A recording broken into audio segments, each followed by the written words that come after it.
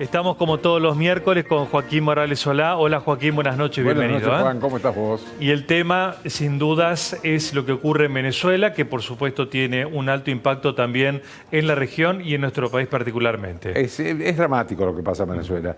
Desde el punto de vista humano es dramático. Después tenemos una enorme crisis política y una crisis económica. Bueno, lo hablábamos la otra vez, 10 millones por ciento de inflación este año. Tenemos la dimensión de los tres problemas. Lo más urgente a resolver es lo humanitario. Pero vamos a lo político, que es lo que ha estado hoy con muchas novedades.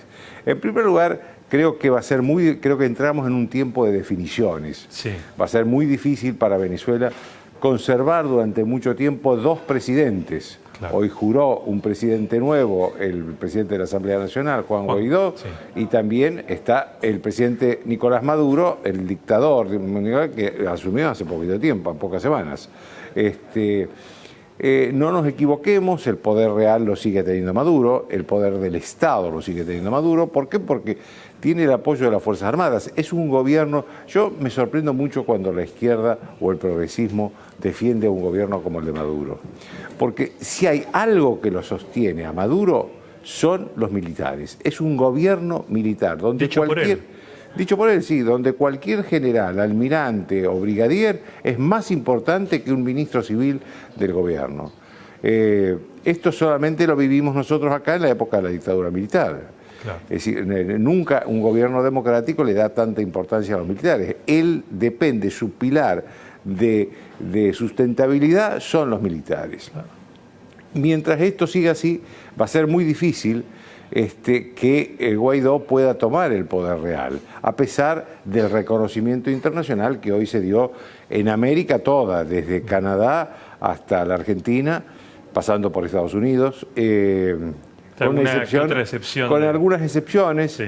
Cuba, Nicaragua y El Salvador, porque tienen solidaridad ideológica con, sí, Maduro. Y dependencia del petróleo también. Claro, y dependencia del petróleo. Y en el caso de México y Uruguay, porque están buscando una negociación que ya se han intentado 1000 veces. Una me acuerdo del Papa Francisco, la otra la intentó un grupo de expresidentes encabezado por el expresidente del gobierno español, Rodríguez Zapatero. Sí. Todas fracasaron porque Maduro no cumple ninguna de las promesas. Es cierto que también había en ese momento divisiones en la oposición, entonces unos decían que sí, otros que no, en fin. Pero fundamentalmente Maduro no cumplía ninguna de sus promesas, cosa que lo diferencia mucho de Chávez. Chávez era un mal presidente, pero cumplía lo que prometía, ¿no? Maduro viene a ser casi una caricatura de Chávez, ¿no?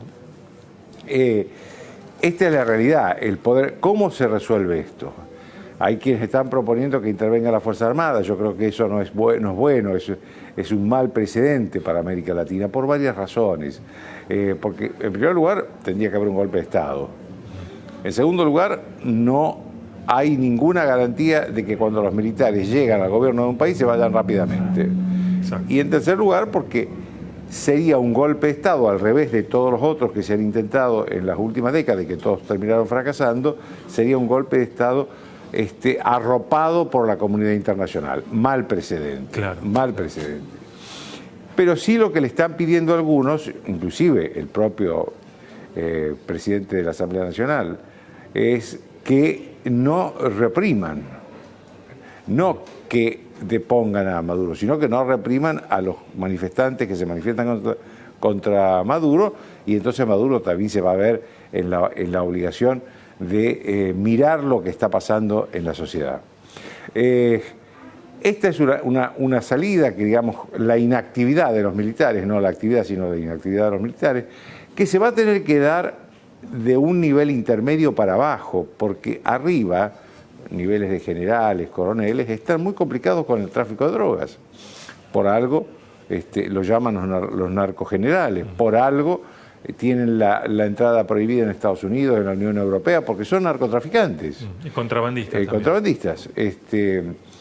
Con lo cual, si no se da de la mitad de los mandos para abajo, que seguramente hay gente inocente, esperar que desde la conducción de las Fuerzas Armadas se tome una política de no intervención, digamos, en la crisis política venezolana es muy difícil. La otro camino de solución es que Estados Unidos haga lo que no hace, porque convengamos que ha reconocido al nuevo presidente, al presidente de la Asamblea Nacional, ha desconocido la autoridad de Maduro, ha amenazado con medidas diplomáticas, comerciales y políticas, pero nunca se habló de que Estados Unidos va a cortar la compra de petróleo a Venezuela. Claro. Esto sería un derrumbe económico para el gobierno de Maduro en horas. Hoy Trump lo insinuó sin nombrarlo, dijo que está dispuesto a tomar todas las medidas, inclusive comerciales. Comerciales se refiere al comercio del petróleo, sí, supongo, no hay otra relación comercial. Claro.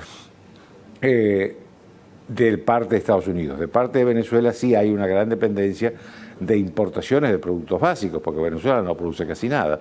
Esto nos lleva también a otra reflexión. Venezuela es uno de los países potencialmente ricos más importantes del mundo y sin duda o también uno de los más importantes de América Latina. Digamos, ser potencialmente rico no significa ser rico. Si no se usa esa potencialidad, se puede ser tremendamente pobre. Venezuela tiene una de las reservas petroleras y gasíferas del mundo más importantes del mundo, una de las reservas petroleras y gasíferas más importantes del mundo. Y sin embargo, la gente se muere porque no puede comer o porque no puede comprar remedios. Digamos, cuando nos dicen, inclusive a los argentinos, nos dicen, mira, ustedes tienen un país potencialmente rico, no nos conformemos con lo potencial, porque si no trabajamos esa potencialidad, terminamos siendo muy pobres.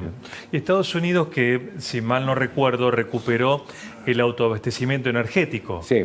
Entonces, ¿por qué razón no cortaría la compra de petróleo? Yo supongo que hay, no es un problema de abastecimiento. No es un problema de abastecimiento ni de necesidad del petróleo, claro. Es un problema de que hay muchas empresas norteamericanas que están haciendo negocio en Venezuela, claro, y que inclusive tienen las destilerías del petróleo venezolano, la tienen en Estados Unidos.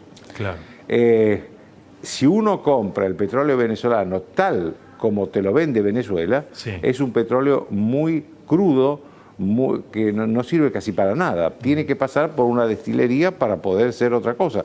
Por eso, una de las ironías o una de las contradicciones más importantes que se han visto en estos días es que a Venezuela le está faltando combustible cuando le sobra petróleo, sí, y gas. Sí, sí. Y porque no tienen destilería. Las destilerías del petróleo venezolano están en territorio norteamericano. Y eso es un problema de las empresas, obviamente. Claro. Por otra parte, habría que aclarar, Joaquín, que el corte de relaciones es político y no comercial. No, claro, claro. Por lo que decís recién, o sea, cuando Maduro dice rompemos con el imperialismo, con sus palabras, es una ruptura política. Se va el embajador, no las empresas. Exactamente. No las empresas. Bien. Ninguno de los dos, ni claro, Trump ni Maduro, tomó una decisión de corte de relaciones comerciales. Estamos hablando todo de decisiones políticas. Trump reconoce al presidente de la Asamblea Nacional como presidente delegado, dice, sí, de Venezuela, al solo efecto de llamar a elecciones y convocar digamos, a un gobierno legítimamente elegido. Eso es lo que hace Trump y Maduro lo que hace es romper relaciones diplomáticas, es decir, se va a tener que ir el embajador norteamericano de Venezuela y se va a tener que ir también el embajador venezolano en Estados Unidos. Esto es, digamos, lo que se ha dado. Trump sí insinuó en su tuit que tiene todas las posibilidades sobre la mesa, incluida decisiones políticas y comerciales, pero no habla de petróleo. Así que no sé, yo supongo que se refiere a petróleo.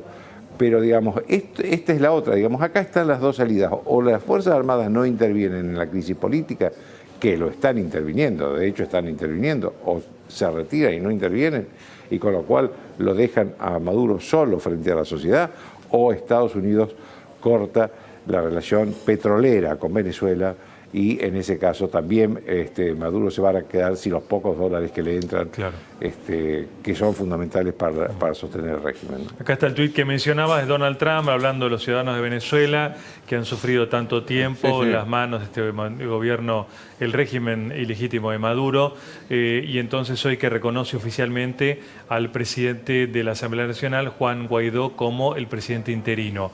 Esto en Estados Unidos. En nuestro país también el presidente Macri rápidamente reconoce a Juan Guaidó, mientras que la oposición ha tomado distintos caminos, ¿no?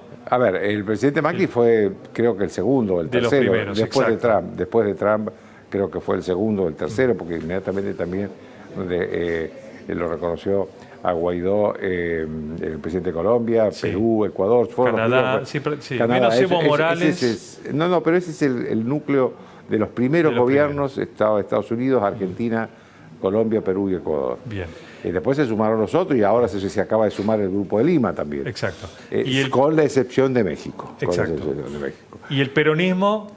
A ver, ¿Cómo maneja esta crisis? No, en yo Venezuela? creo que acá va a haber sí una división del peronismo. Sin duda, el peronismo alternativo no puede reconocer este mamarracho de Maduro. Creo que sí, el kirchnerismo ya lo ha hecho, el bloque de diputados nacionales se ha pronunciado a favor de Maduro, también lo ha hecho Luis Delía, hablando del imperialismo, que este es un golpe del imperialismo. Bueno, digamos, no debe sorprendernos la relación de Cristina Kirchner. Ella terminó sus 8 años con muy buenas relaciones con Venezuela e Irán. Un poco mejor, sí, también con Rusia, y no había mucho más. Ella en los últimos años, si vos recordás bien, no viajó a Europa, no viajó a Estados política Unidos. exterior, nada. Con lo cual, digo, va a haber una fractura seguramente en el peronismo. Yo no me lo imagino a Pichetto reconociéndolo a Maduro, no me lo imagino a Urtubey o a Schiaretti reconociéndolo a Maduro. Sí, el kirchnerismo. Ahí está. Porque el kirchnerismo, digamos, y además un poco es el espejo de que en la medida que cae la gestión de Maduro, porque una cosa es que sea dictador, hay dictadores que son eficientes en la administración. Está el caso de Putin, que es un gran dictador, pero es eficiente en su administración. Hace 20 años que está gobernando Rusia. O los chinos, que no gobiernan en un sistema, en un régimen que no es democrático. Partido único. Partido no es democrático, se eligen entre ellos, entre la cúpula y ya está. Exacto. Pero son eficientes económicamente. El problema de los venezolanos, del régimen de Chávez, es que es ineficiente. Esto que hablábamos recién, un país potencialmente riquísimo, que es muy pobre, hasta el punto que la gente se muere de hambre y por falta de medicamentos. Entonces, el kirchnerismo se niega a verse en ese espejo, porque en gran medida el kirchnerismo siempre iba, no digo a la par del chavismo, pero sí iba 2 o 3 pasos atrás. 2 o 3 pasos atrás. Y tal vez si Cristina Kirchner hubiera tenido un mandato más, estaríamos aquí viviendo la misma situación que Venezuela, porque digamos la manera de despilfarrar inútilmente riqueza y el grado de corrupción eran más o menos similares. Claro. Entonces, ellos necesitan que lo de Venezuela no sea un producto objetivo, la crisis de Venezuela no sea un producto objetivo de la gestión del gobierno del chavismo, sino una gran conspiración imperialista y del neoliberalismo y de todo lo demás para poder justificar su propio gobierno y su propia alianza con Chávez, ¿no? Claro. Igual siendo una crisis humanitaria, como dijiste al comienzo, Joaquín, de las más graves del mundo, pareciera que el conflicto se mantiene igual encapsulado en el continente americano. Si bien Europa también condena, pero Naciones Unidas se mantiene al margen. Bueno, hay un Quizá problema. porque están China y Rusia también, y Turquía, digamos, respaldando a Maduro. Sí, pero el secretario general de las Naciones Unidas, por un tema humanitario, tiene facultades como para llegar.